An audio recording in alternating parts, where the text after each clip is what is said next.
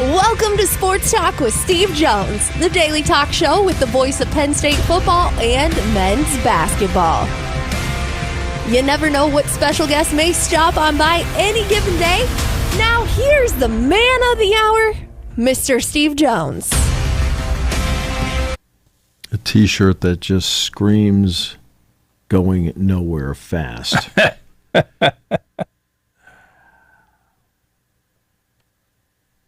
Unbelievable. Tell me you got that on discount. I'm trying to think if I did. I can't even remember. Now, I realize that you'll pay full price for the Metallica merch. Yeah, it is. Okay. It's true. I do try you'll to pay full price for Metallica merch. I would hope Correct. when it comes to this group of vagabonds. I try to find the good deals. I definitely do. There's no question about that. Now, if there's an exclusive shirt, and Penn State is notorious for this, and for good reason, when there's an exclusive shirt that comes out that I gotta have, I pay full price. Like obviously you called the game, and I had the chance to cover the game when Joe Paterno won number 400. They made the 400 T-shirt. I of course had to have. Oh yeah, no. Yeah, that's in those occasions. I pay the full price, but it's not often that I pay the full price nowadays on a lot of stuff, a lot of shirts. Oh no. So I never understand how some of these people buy the shoe. Well, my experience with shoes, they don't last. Even if you keep them in the box. Really? Yeah, if you keep preserve them, keep them in the box, they usually don't last forever. So these people that buy the $250 shoes every time they release, I don't understand how they do it. For two reasons. One, I don't know how you afford it. But the other part of it is, I don't know how you preserve them. There must be a trick I don't know. I am just concerned that you would go out and actually spend legitimate. I was on a T-shirt, hoping it'd be a freebie. No, this wasn't a freebie. No, this was definitely a purchase. I'm just saying I was hoping it was a freebie because it's just okay. So, last night, let's start with the U.S. Open yesterday. The U.S. Open is underway now. When you walk that golf course, of course, as typical with Pittsburgh's hills, and I've covered multiple U.S. Opens and multiple U.S. Opens at Oakmont. You watch the greens, the speed of them, unbelievable. But the skill, there was a 287-yard par 3. I want to say it was, I think it's the 17th. It's uphill. Now, for me, I'm laying up because I can't get there. And I'm watching Scotty Scheffler yesterday. He goes out, he bangs it to about 10 feet from the hole. These guys are phenomenal. And then I'm watching Koepka drive yesterday, and he was with, who the heck was he with yesterday? It was Daniel Berger. And Koepka bombs one out there, and Berger bombs it 25 yards past him. In the fairway, no less. It's just the skill. Again, you'll see a bunch of names out there you don't know, but there are 8 billion people in the world, and 156 are playing in this tournament. I mean, it is phenomenal to see, right? Just the pure skill of these guys, which relates to every sport out there. No doubt. Yeah. Now, Scheffler's the best player. We all know that. I mean, you could see it. But I'll say this: you watched DeChambeau. The last thing I did yesterday was I watched DeChambeau on the range. His driver's a little bit longer than everybody else's, right? And he is the speed with which he hits the ball. Like he wasn't hitting wedges. He was using the driver on the range. Okay. Amazing. And the entire tournament is, it's credit where credit's due. It's a national championship, and this course is going to be, if the winning score, I would say of the 156 players, I would say no more than 3 will be even or under par at the end, with the possibility that nobody's under par. First of all, it's a par 70. There's only 2 par 5s. Only 2 par 5s, yeah, on the entire course. I mean, they took the trees out. They did that a long time ago. And people ask about why did they take the trees out. The reason they take the trees out is because of water. Okay? Trees, of course, absorb water. Well, now, that water, when it just naturally rains, it goes to the grass. And it doesn't have anything to take it away. So I guess that's the reason behind it. Like, you take a tree-lined course like Top Trees. I love the look of it. Right? There's still some trees on the blue court, on the Penn State golf courses. Some. For example, when you play 3 on the blue, play 4 the par 3, somewhat the par 5. Once you get past the pond, it opens up. There's nothing there. 6, some on the left. 7, absolutely on both sides. Right? 8 on both sides. 9 on both sides. But then once you get to the back, then it all opens up until you get to 16. Yeah. So I still think there's still a framing to it, although I think it was John Rahm yesterday was talking about trees not being there, and they said, what's the, what does it mean? He says, part of it is, he says, you can hit a really bad shot with trees and it stops the ball. It's like, I never really thought of it that way. Never really thought of it that way. Great fundraiser last night at Fox Chapel for Happy Valley United. James Franklin was there. A lot of Penn State football alumni, Letterman there last night. A lot of Letterman there last night. It was great to see Bill Kontz. It was great to see Nick Hayden. It was, great to see Jimmy Coates. There's Jeff Woofter was there last night. Dan Delegati, who was one of the sponsors of it. Jack couldn't make it because something came up in his family, so he had at the last second couldn't make it. And Pat Fryermuth. Nice. So they had a guy who paints, and he uses his hands when he does it. No brush. Right? It's kind of like watching you eat. And he did this with Saquon Barkley last year. Yeah, that's what you're saying. Yeah, I remember that. Right? He took it, and then he flipped it over. Well, this time he had Beaver Stadium. He already did that ahead of time. And then he painted a portrait of Pat Fryermuth. And, of course, it was up for auction. And it actually fetched a pretty good number last night. It was really nice. And I started out the auction. I said, I was kind of hoping we could invite Aaron Rodgers here tonight. That way he could bid on it, and that way he could figure out who he was throwing to. The most cruel statement I have heard already is, he stopped the Super Bowl from winning. He stopped the Steelers from winning the Super Bowl once. Here he is to do it again. Oh, man. Well, I asked Pat last night. I said, let me ask you something. I said, how many people have come up to you and asked you about Rodgers tonight? And he said, every single person. I would imagine quite a few. Yep. Every single person. I said, well, that's the extent of my Rodgers, question. He goes, yeah. He said, you're the only one. Yeah, that's. Yeah, so we'll get to Penn State football in a moment. The NBA Finals last night, big win. I listened to it on driving back.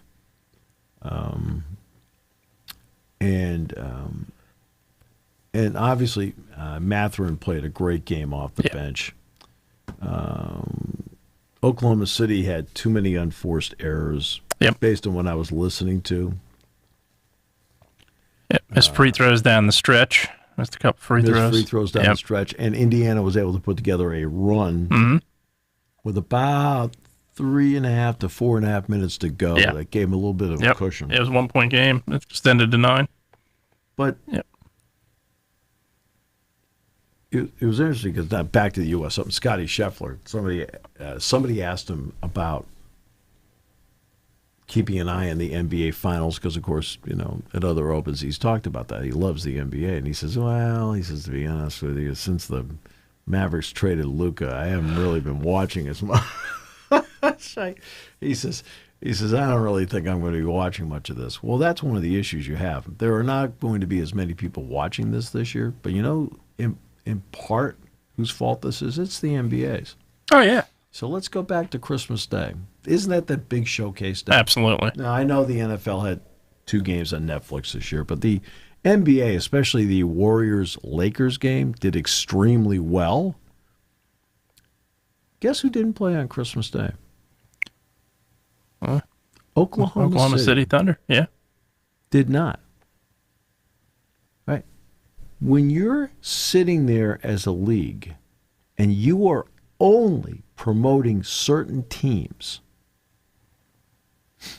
because you are so insecure as a league. The NBA, I don't care what they got all the swagger. No, they're a very insecure league. Extremely insecure league. Right? They are afraid to showcase other teams. Right? The Lakers, the Celtics, the Knicks, the Sixers. Okay? Or if LeBron's on the Heat, Miami. Yeah. Or if LeBron's on the Cavs, Cleveland. Right? Oklahoma City, everybody knew after last season, a year ago, Oklahoma City was a really good team that just got knocked out early in the playoffs last year. That happens. But everybody knew they were really good. Young, Shai Gilgeous-Alexander, young, okay, Williams, young, Chet Holmgren, young. Right? They're just going to get better. They didn't even put them on Christmas Day, which is their showcase day that tells the world the NBA is back. When you're doing a mediocre job of understanding your own product, how do you expect America to understand your product? Absolutely. Yeah. And you defended that product because Adam Silver was grilled hard about those questions about Indiana and Oklahoma City. What's it going to bring? I'm not concerned about it. Well, then you've got to showcase them when you have the chance to do it, and they didn't do it. That's absolutely. I agree. Yeah, 100%. And Oklahoma City has been an up-and-coming team really for a couple of years now. Last year, obviously, they got far into the playoffs and ran into a juggernaut. As is the case, but that happens. Yes, and that happens. But that's one prime example without a doubt. And it feels like a lot of times, I think, and this goes back to Adam Silver's point where he's not concerned about the smaller market teams. He's not concerned about it because they already have the money. They already have the money, exactly. And the other part of it is he's not concerned about it, but yet you look at Christmas Day. When a team drops off, they're not on Christmas Day the next year. There's been many times where I've seen that. Sure. I think there are teams that probably, now I'm not saying put the Chicago Bulls at 5 o'clock, but I think you could put the Bulls on Christmas Day. They are a major market. They are still a high-interest team, despite the fact that they've not won a playoff game, and I can't tell you how long. But that's one team. Sixers, when they drop off, they're not showcased. They were this year. They played the Celtics. They weren't the year before, though. And I think that's where I think the NBA errs, too, where you see a team have an off year, you just say, okay, well, we can't put them on Christmas Day. Right. Okay, there's still an audience. You're still going to have Philadelphia's going to draw. Chicago's going to draw. I understand all that, but you've got to be able to take the Knicks and put them against Oklahoma City, or take the Sixers and put them against Indiana. In other words, take the up-and-coming teams and put them against the and put them against, absolutely. I mean, how many times do we have to be subjected to the Clippers? Yeah, Clippers, Nuggets, every Nuggets, which, again, you have Jokic, I get it. But same thing, Nuggets, Suns, We've seen the Suns on Christmas Day on many occasions. Yeah. That's the NBA is such an insecure league that they would not put Oklahoma City on Christmas Day this year. And then they're like, I don't understand why people don't know who this team is. Oh, well, I don't know. They're also not concerned about ratings, yet they were. Maybe if you helped. Again, I don't know. We need to get a rating. We have to have LeBron. Have LeBron play Oklahoma City. Sure. Figure out your matchups. Yeah. Have Steph Curry and Golden State play Indiana. Something that gets people aware that there are more than just 4 teams in the league. Right. And then he's on ESPN, and he's I think I read this because obviously I've been traveling the last 2 nights. That he said he's on with them. He said you guys do serious basketball. Really? Yeah. Really? One of the 5 worst studio shows in America. Right? People love TNT because they do serious basketball and they're fun. They entertain. Yeah. They entertain. They have knowledgeable analysts that have been around a long time. They have a well-respected host that carries that team. Right. Yeah, there's no doubt. And they're going to transition just fine. Serious basketball? Right. All they talk about are the Lakers. That's not serious. That's not serious at all. Lakers, more Lakers, more Lakers, more Lakers. ESPN radio, Lakers, Lakers, Lakers. Right? Stephen A. Smith's a Knicks fan. Knicks. There's a big wide world out there. But they do serious basketball. TNT was out there talking about Minnesota 2 years ago. Mm-hmm. They may have fun doing it. But nobody it's stunning. He has not been what I call let's give credit where credit's due. They got the TV deal. Sure. He said we need to triple our money. I said they'll never triple their money. They'll get 2 to 2.5. He did triple it, so he gets credit for that. But ever since the China incident, Silver has not even been close to being on a roll. No. He was going. The TV deal is the one part of all this in the last few years. Like, hey, I got to give him a lot of credit. But they're sitting there, and I don't understand what the philosophy is behind what they do, because they don't have any security. The NFL is completely secure in itself. Hey, you know what? We're going to play in Brazil. Well, they're too secure. Hey, great. They're too secure at times. They have the attitude they can do anything because they can. But I'll say this, even the NHL. The NHL seems to be like, hey, whatever. Yeah, they've made progress. I think. It's like, hey, whomever makes it, that's fine. You watch the regular season, you get to see everybody. Everybody's on. And the NBA, the advantage the NBA has. The NHL puts everybody on. Yeah, absolutely. You know who, at the end, it's not okay. Right? You watch if you happen to pick up a regular season game here or there, it's not unusual that you got the Winnipeg Jets playing the Nashville Predators. You're like, oh, okay. Yeah. Right? The NBA doesn't have the guts to do that. No, but what they do have is they have the ability to reach what is the toughest demographic. Without question. Well, they with do that have younger generation. They do have that, but again, they're married right now extensively to a network.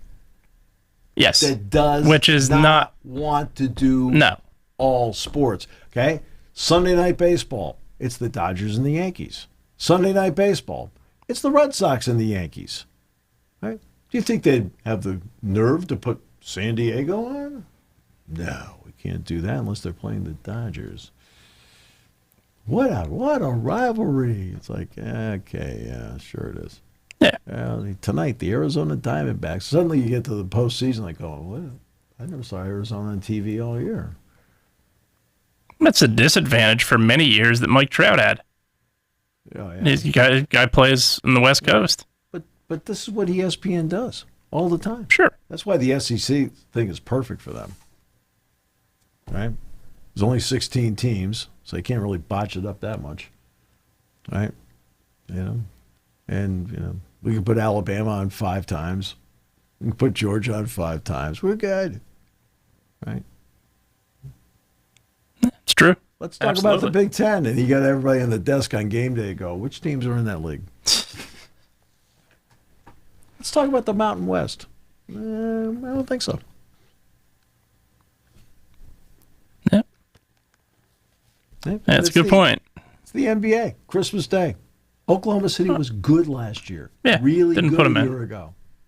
It should have been one of those maybe we got to showcase them. I don't care if you put them against the Lakers or the Knicks or put against the Celtics, put them against the draw. I don't care. Be smart about it. And then don't sit there and go, I don't understand why people aren't gravitating to this. I don't know. Like, you never showed Oklahoma City once during the course of the year. If you sit there and you listen to Adam Silver, though, he acts as if it's not a big deal. Whether people don't. He has to act of course, like that. he has to act like it. He has to act but like this is the greatest. Of course, he has to act like that. Oh, this is. But so he also good for looks the league. he looks at what happened when Miami played Denver. Like, oh, okay, that rating was shocking. That doesn't mean that's going to happen every year when you have two teams that aren't major market teams playing. Because actually, you still have a lot of people who are Miami fans from the LeBron. Well, yeah, they forgot about it. They're not sure who's there anymore. Right. But it's like, Jimmy Butler. Yeah. Like, sort of a star. So I'm not a big Well, I'm not a big Jimmy. He has Butler. left on bad terms everywhere he's been. I will say this. So I will give this about SGA. That kid's a star. Yeah. He's a heck of a player. He's really you good. figure the two teams that are in the NBA finals right now built their team off Paul George. Again, It's if I hear one more time he's a Hall of Famer, man, he's like the Hall of Very Good. That's all he is. Even when he was with Indiana, I was like going, okay. And he's on the U.S. team. They say, oh, George's going to be an important player on the Team USA. I'm going, over here in the back. He's not. I don't think he's one of the 12 best players. Right? No, and he wasn't. In his prime, he was a lockdown defender. I give him that. There's no question. But I think to me, obviously, when he got to Los Angeles, he wasn't the same player. Number one, he couldn't stay in the court. He still can't stay in the Ever court. since he left Indiana, he hasn't been the same Exactly. player. Left Indiana to go to Oklahoma He's City. all over the place. Yeah. He's left franchises and ruins. Well, he's also taking a lot of money doing it. I mean, now that part I give him credit for. He's taking a heck of a lot of money doing it. He's kind of taking your philosophy of life. And he's fleeced every organization. He's fleeced pretty much every organization known to man. I mean, well, but look at you. Yeah, he's got a heck of a lot. I've lent him the law firm of Dewey, Cheatham, and Howe many times. I understand that. So that's where. Hey, what are we doing here? Jeez. Yeah, but yeah, no, I agree with you. Absolutely. He left after he left Indiana. Oklahoma City built their team off of him. Indiana certainly built their team off of him. So, and those two teams are now in the finals, and the team that signed him, unfortunately, is picking in the top 3 in the draft. Whose fault's that? Can't blame Daryl Morey. I can, but I won't. Whose fault's that? I mean, there are moments this is not a Phi Beta Kappa league. No, well, there are many moments. It's not a Phi Beta Kappa league. You just sit there. But Silver has to say, this is great. And America's going, I don't know who these people are. But ESPN does serious basketball. Well, you go back to say what you want to say about David Stern. There were questionable things that happened with him as commissioner, no doubt about it. But the league, I think you make the argument, did Michael Jordan save the NBA? No. Is he the biggest name? Is he the biggest marketing name? No. Magic Johnson and Larry Bird saved the NBA along with David Stern. The NBA wasn't even on. Stern? Absolutely. No, David Stern walked in to negotiate things, and he had Magic and Bird. He did. Okay, but he also took it to another level to where, okay, we can air it live TV. We can also market an entertaining weekend, which they now don't do. People don't realize that Magic's first championship. Yeah. When he played center against the Sixers. Sixers in 1980. Yeah. And your team fell apart again. Yeah, they did. And captain wasn't even on the floor, and they still fell apart. Yeah. And Bird's first championship against the Houston Rockets in '81. '81. Yep. Both were on tape delay. Yeah, that's what I mean. It got to live television because of the two of them and that rivalry. No, you just told everybody they got there because of David Stern. He helped. He certainly helped market the sport in a big way. There's no doubt about that, and he marketed the sport in the way he needed it Tripp to. here, by the we way. do. He is in the building. Tripper. Tripp He wants to get out. Tripp is- He's like, let me out of here. It's like a hostage situation. I mean, you obviously feel like this when Ryan Howard got all that money from the Phillies. You felt like it was a hostage situation, and then he released the person one by one till he got the cash. Hey. I mean, Two Sixers fans. Right, yeah. Two Sixers fans. We talk about hostage situations. The Phillies have nothing on the Sixers. AI. Ben Simmons, I'm still pretty sure committed highway robbery. Between Ben Simmons, James Harden, that's highway robbery. They should not draft Ben Simmons. Yeah, I said, He's on the record saying. man, thank goodness he did. I also said they should draft Markelle Fultz, and I said they should draft Tatum. T.J. McConnell and Jahlil Okafor are both going to have rings. Right. Trust the process. McConnell, by the way, did play in the Jordan Center for Duquesne. He did. Penn State. McConnell played in the state championship here as well. Yes, he Played did. almost single-handedly beat Newman Goretti. That was an unbelievable performance. My goodness, yeah. You start with Ben Simmons. You have Ben Harden. Jeez. Well, combine the two of them, you might have a decent player. A half a decent player. Harden and Simmons set that franchise back how many years? And now you're looking at Paul George. Unless things turn around, he's going to set that franchise back many years. Now, I know enough about the Harden situation where it was more Daryl Morey than Harden. Yeah. Okay. I'll tell you. Just so you know, hey, I'm not going to, the more I hear about this, the more I side with James Harden. So. Yeah, but the problem is, unfortunately, as Strip just said, you had to trust the process of what process? Exactly. What process were we trusting? You have a guy who... Process? Yeah. Did Joel Embiid deserve the MVP? Yes.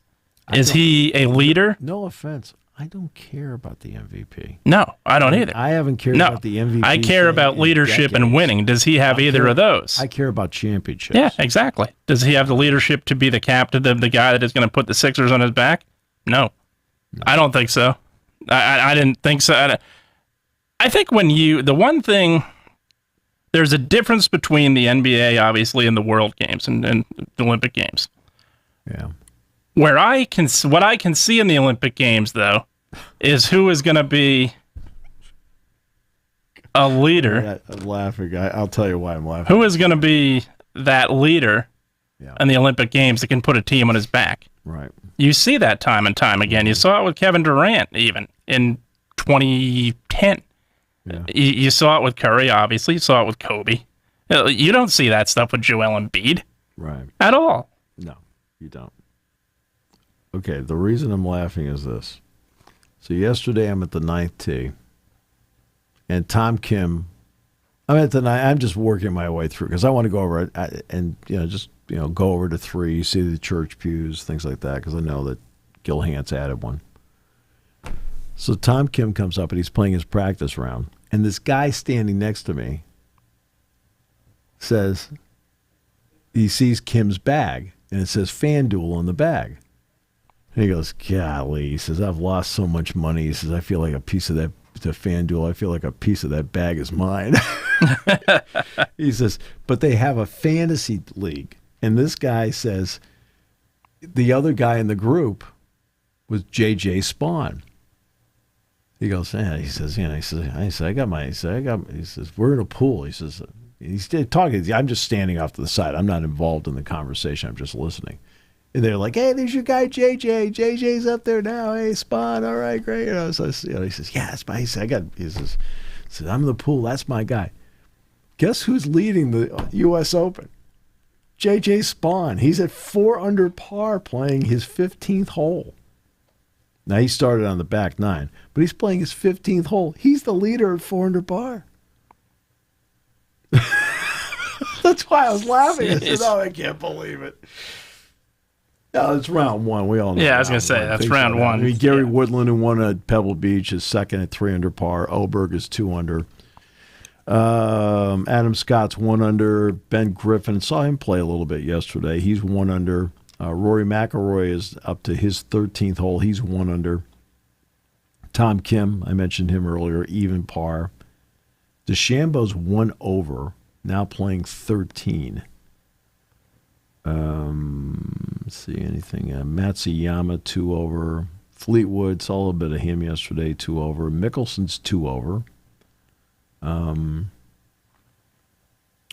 Schauffele's 3 over.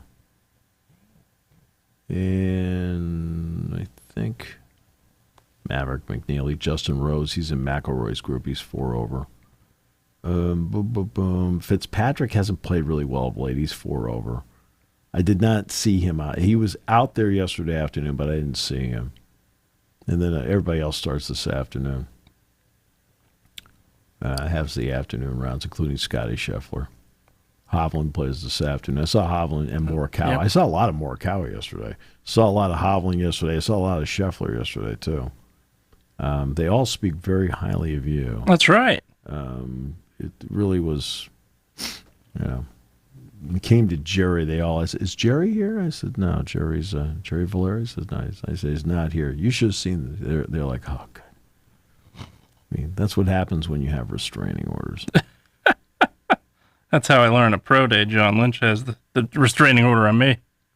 Well, he's not the only one. I know. That list is growing and growing by the day. I'll tell you, watching DeChambeau hit a golf ball yesterday, you're like, oh my God. Yeah. The speed with which the driver gets through there. Oof. That's why Jack Ham and I were talking on Tuesday, and we were talking about DeChambeau. And I said, I love his philosophy. I'm just going to hit it as far as I can, and guess what? If I'm in the rough, I'm only a wedge out. I said things that we can't even think of. All right. Okay. Something I last night at Fox Chapel, James was talking about the progress of the team, and they had a morning workout yesterday and a morning workout today. Basketball will really get going again on Monday. But he likes the progress of where they are. We all know the Granville injury. Yeah. But everybody is in except for one player. There's one player, the one that went to Imhotep, Coleman, is the only one not in because they can't get out of school until later. It's almost like it's in a lot of ways it's like McDonough. The McDonough players never come in early in the spring. They're not allowed to.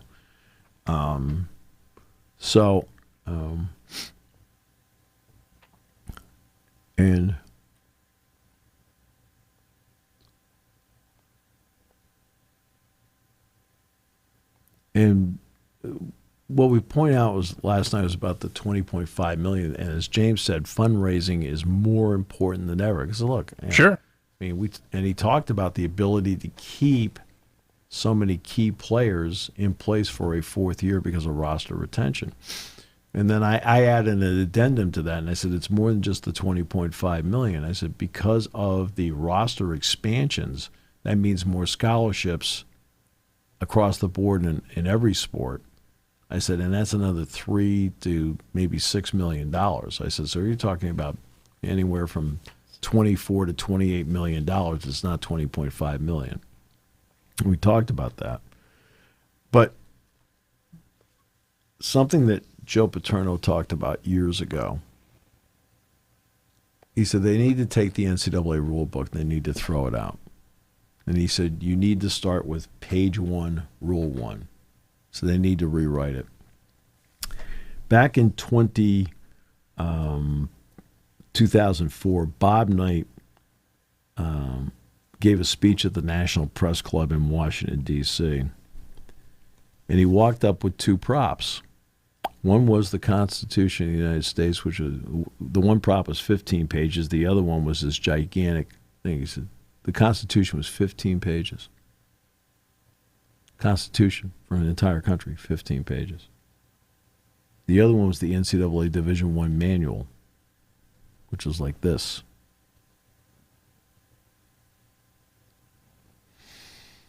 And he said, that's what's wrong with college athletics.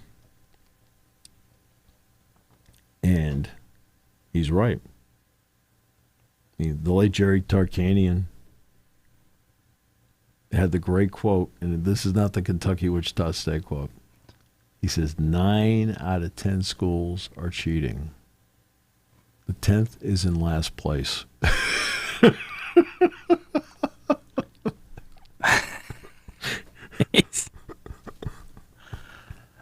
Sadly, he is not wrong in a lot of ways.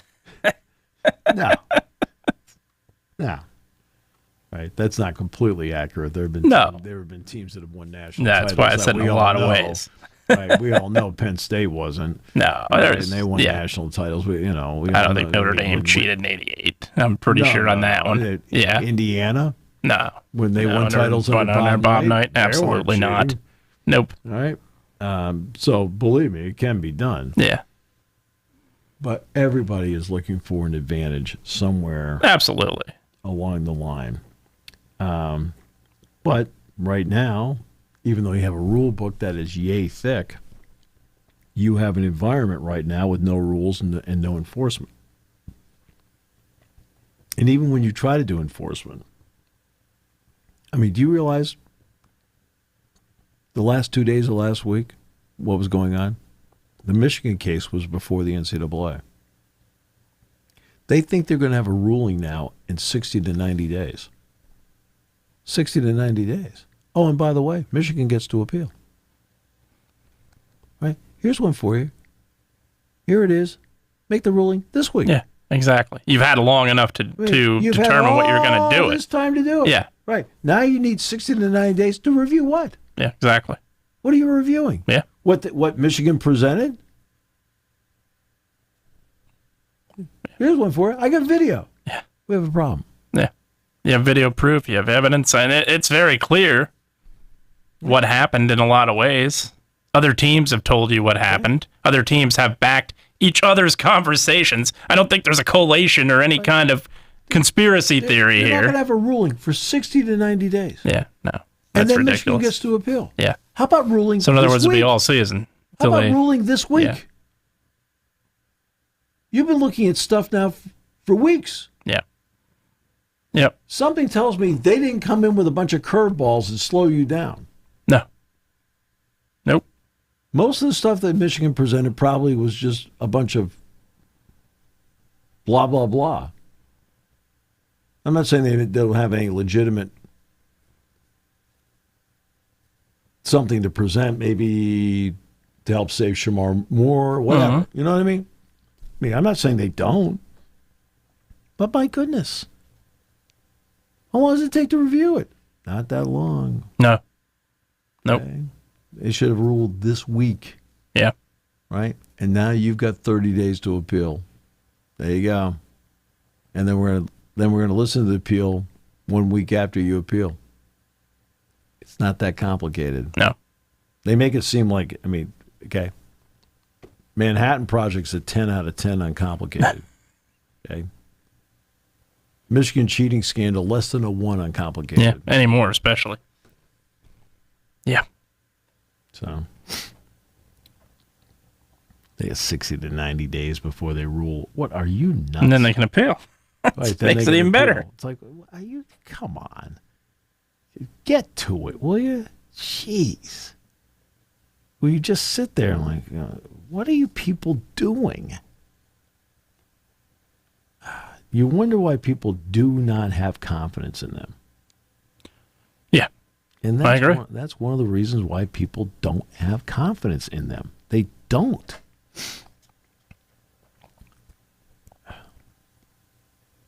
Well, we need to be fair. Fair about what? What? This is dragged You've had on. how long to... Okay? Yeah. This is dragged on for... It's one thing if you're not going to make a ruling after the Penn State game, the year Harbaugh was suspended. Yeah, well, yeah. I mean... that happened instantaneously at that point. Well, now you've had years. Well, the Big Ten did that. Yeah.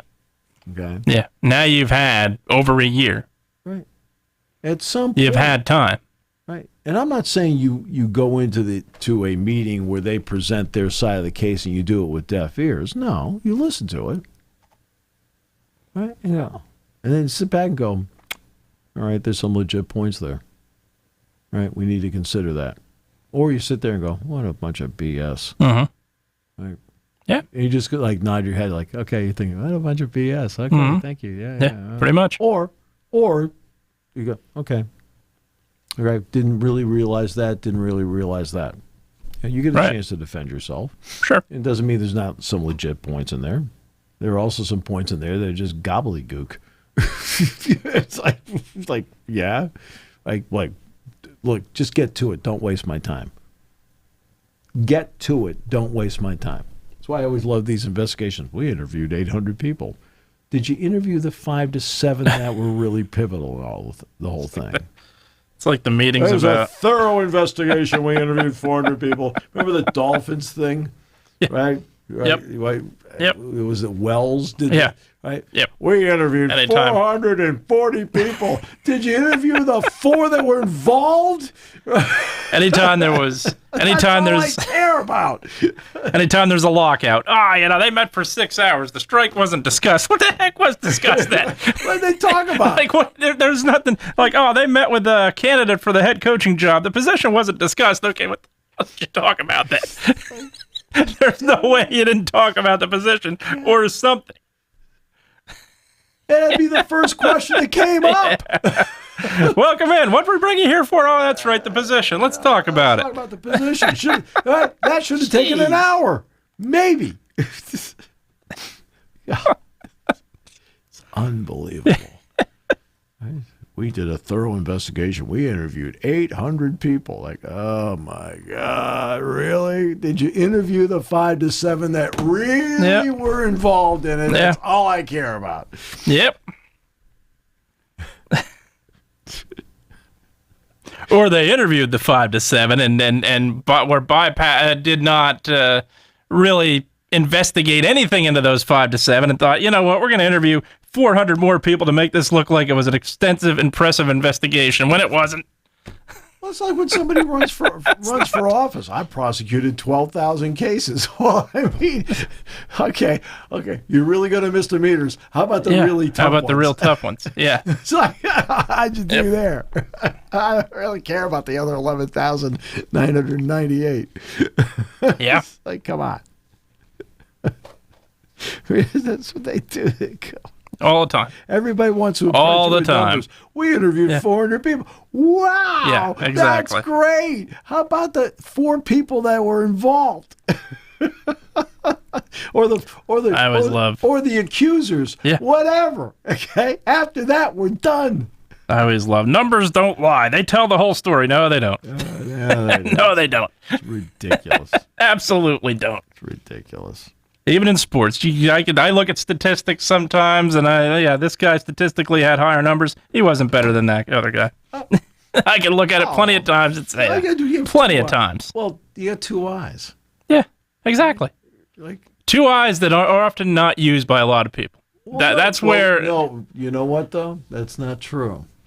That's not true. I disagree with that. I think we are seeing a trend more and more of people believing their eyes, right? That they are being we've gone through a period where we've had data shoved down our throats on a wide variety of things. Yeah. And this goes back to when I was teaching class, I would ask them. So let's just do it from a sports point of view, because data comes out and all sorts of things, government things like that. I said, sabermetrics. I said, how many of you believe in war, wins above replacement? And I usually get a third of the hands go up. Okay. Not everybody, but a third, Right. And I say, how do you calculate it?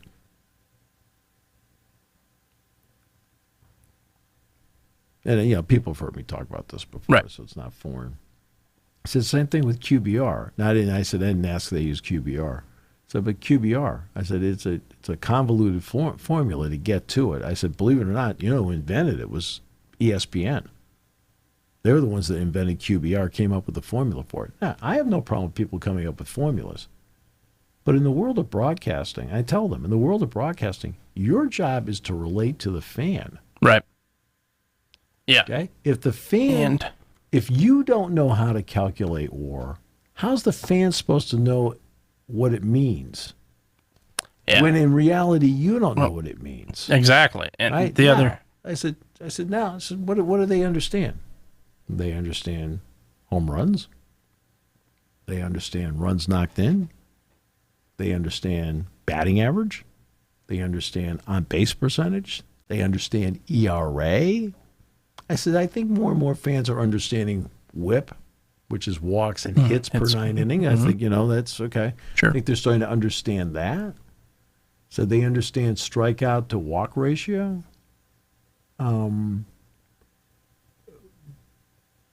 I said, they sort of get slugging percentage. Sort of. I said, but the advanced metrics, they don't. Okay? They don't quite understand it. I said, and your job is not, it is not to broadcast for the analytics department. Your job is not, okay, to broadcast for other broadcasters. Okay? Your job is to broadcast for the fans.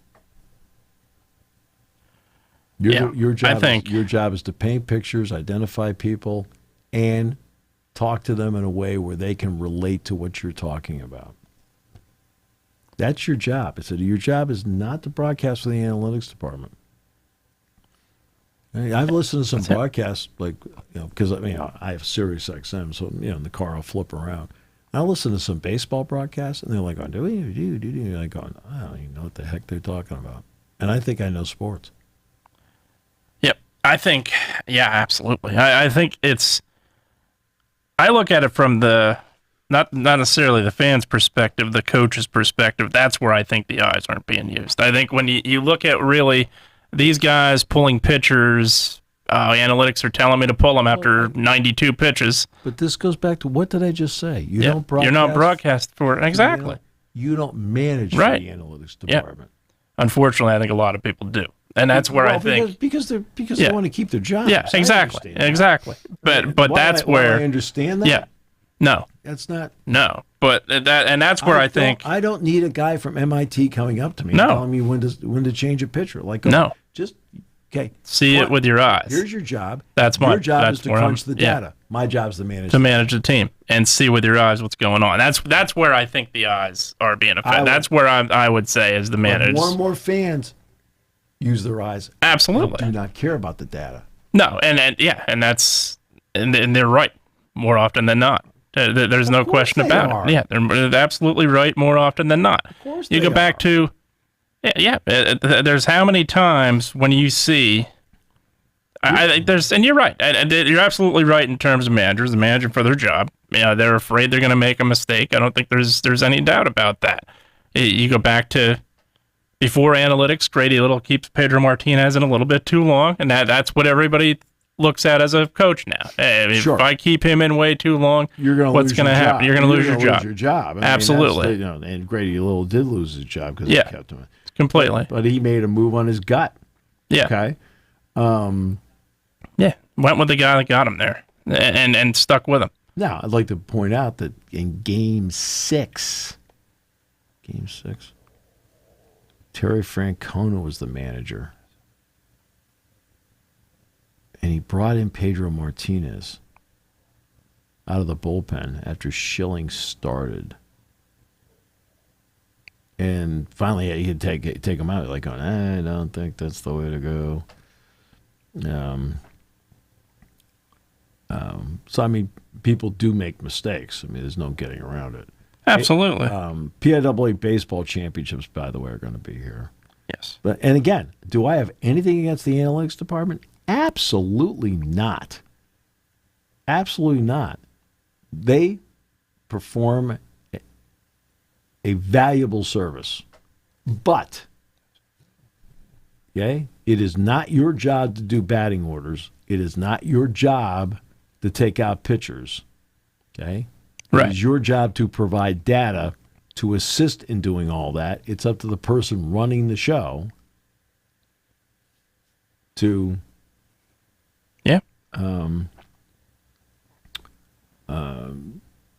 to make the decision as to what to use and what not to use. So,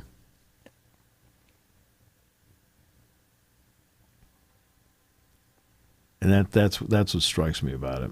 It's interesting. I think the guy that actually uses golf analytics is DeChambeau. I mean, that's, he kind of plays that way, and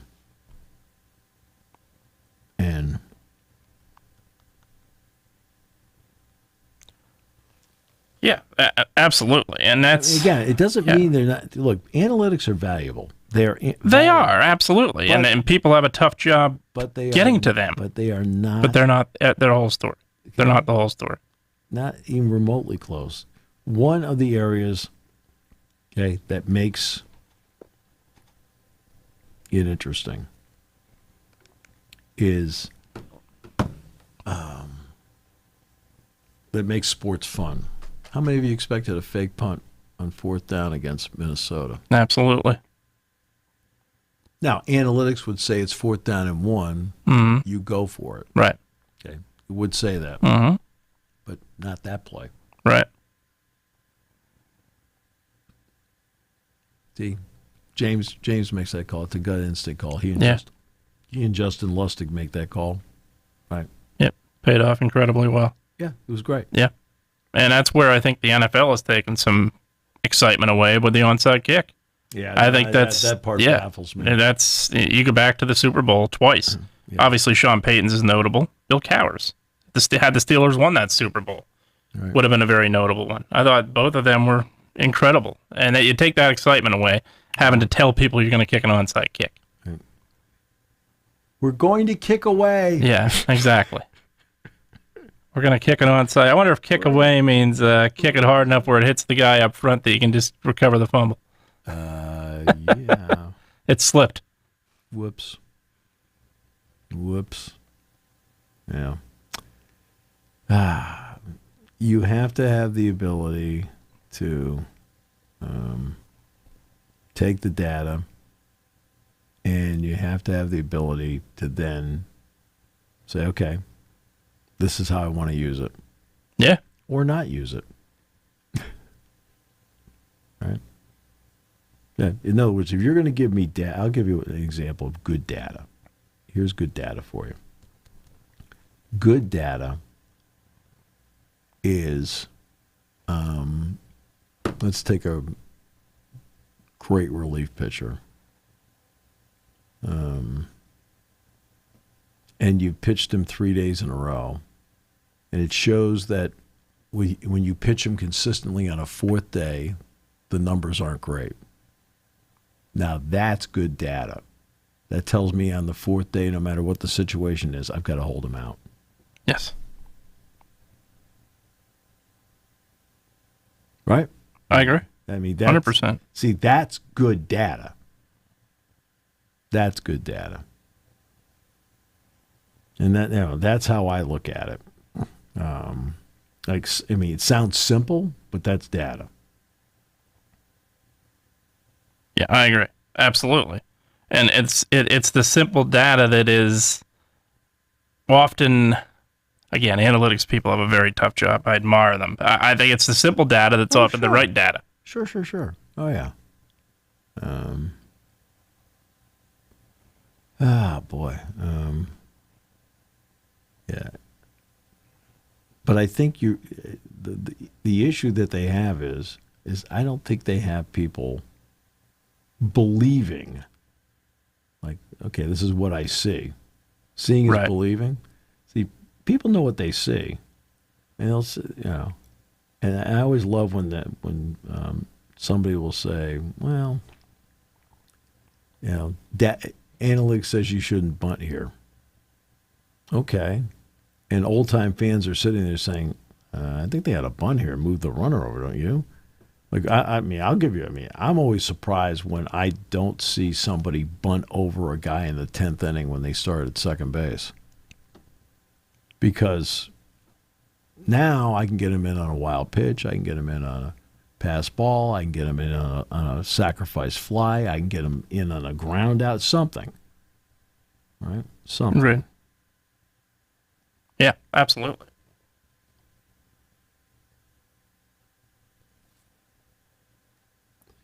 You know. The church pews. Okay. I could see you in there. Yeah. Church. Yeah, you could see. I was going to say, it's me digging for the ball. I saw my good friend Andrew Callista yesterday. Oh, that's nice. I actually, I sat with Callista at the Blue White game. And Callista, in the media, because the media gets a chance to play the course, and he got into the church pews, right? And like, okay, well, I mean, the key, if you go in there, is to do what? I'm talking about if you're an amateur. If you're a pro, you're going to do everything you're going to get out of it. Okay. Yes. All right. But if you're an amateur, you just like go and you just get the thing out and get it back into the fairway. Like, in other words, hit it to the side. Nope. He went pew to pew to pew. That's unbelievable. Like, what are you doing?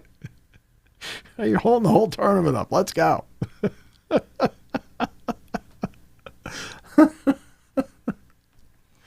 Oh, goodness gracious.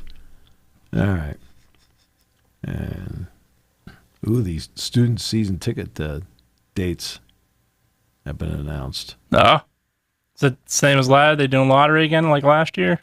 I don't even know. Student season ticket sale in late July. Ticket request window runs July 21 through August 1. Oh, okay. Yeah, so if they're registered, I would assume it'd be the same. Yeah. Again, those listening, if you're a student, don't fully quote me on it. I do not know, but I'm assuming by that, judging by that would be the same. Right. Graduate students open the ticket request process on July 21. Freshmen end the process on August 1st. So grad students have July 21 to July 28. Seniors, July 22nd to July 29th. Juniors, July 23rd to July 30th. Sophomores, July 24th to July 31st. And freshmen, July 25 to August 1. So there you go. As James was telling everybody last night, he said, Nevada is the opener. It's a big game. Sure. He says, and they looked at everybody, and people go, oh, come on, that's a big game. He says, it is if you lose it. Yeah, he's spot on. 1,000% spot on. He is not incorrect. Yeah. Well, have some interviews tomorrow. Maybe I'll just show up and do the show tomorrow. Skip the golf outing. Out of protest. No, we'll have an interview tomorrow. It was really great having you here this week. Always a pleasure. Great. Even though I could not make it in Monday in time, but always a pleasure. I was still home at the time, but I was still home visiting family Monday. I was not back in time for the show.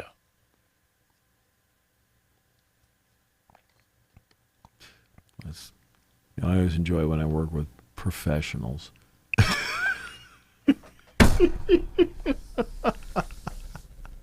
Family. I want to visit family. We're going to talk about the lineage of bobbleheads. That's right. Your family. You know what we're going to do? We're going to get a bobblehead of Patches the dog. Oh, that would be popular. I know, because people love that little animal. Yeah, me running from it, it'd really sad. You make that dog sound like Cujo. he was one of a kind, to say the least. The ironic part of it is, as I've told the story, the owners had two dogs. One could not be better, could not be nicer. One of the best dogs you ever deal with. Patches, on the other hand, my goodness. Rip I got my cardio in because I ran. He had me running quite a few times. All right. So we'll be back with you live Monday here on Seven Mountains.